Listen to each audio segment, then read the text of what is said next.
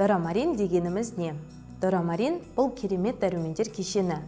Ол қандай жағдай болмасын, бала денсаулығының өте жақсы қалыптасуына мүмкіндік береді. Сондай-ақ дорамарин ми жұмысында жақсартады. Дорамарин дәрумендер кешені балаңыздың иммундық жүйесін ұзақ жылдарға қатайтады.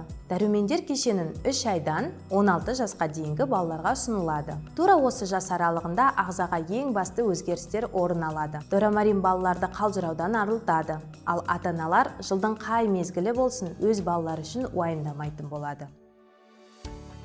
Дорамарин көптеген артықшылықтардан тұрады. Бұл оны өз санатында бірегей етеді. Құрамы табиғи, оның барлық құрамдас бөліктері тікелей табиғаттан алынады.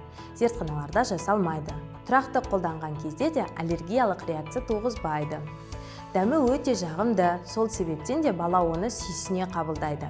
Өсіп келе жатқан бала ағзасына қажетті минералдардың, дәрумендердің және де полисахаридтердің ең көп кешенінен тұрады.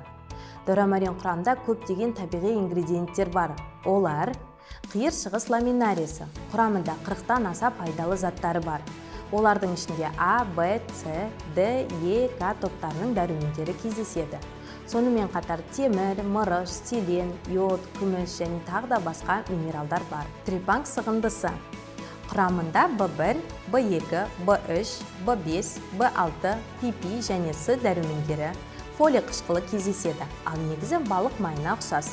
Теңіз кальцийі, сүйек ұлпаларына, соның ішінде тіске жақсы әсер етеді. Ал ағзада оның мөлшері жеткілікті болса, сыну мен созылулардың алдын алады. Жеміс шырыны, ол да көптеген дәрумендер кешенінің көзі болып табылады. Сонымен қатар дорамаринге жағымды дәм береді. Дорамаринді мына жағдайларда қабылдау керек.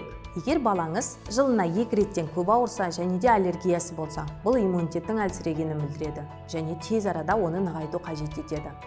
Басқа балалармен үнемі қарым-қатынаста болса, олар түрлі аурулардың таратушысы болуы мүмкін, әсіресе жұқпалы кезінде. Мектепте үлгерімі төмен болса және де оқу материалдарын меңгере алмаса ішу қажет. Тағам мөлшері шектеулі және тағам өнімдерінен дәрумендердің қажетті мөлшерін алмаса қабылдау қажет. Баланың метаболизм жүйесі дұрыс жұмыс атқармай, ішек мәселелері мазаласа, яғни іш қату, энтеровирус жиі кездессе, онда қабылдау керек.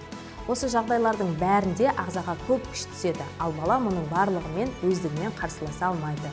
Сол себептен де дорамаринді тұрақты түрде қабылдау қажет. Дорамарин – дені сау ұрпақ және бақытты отбасы.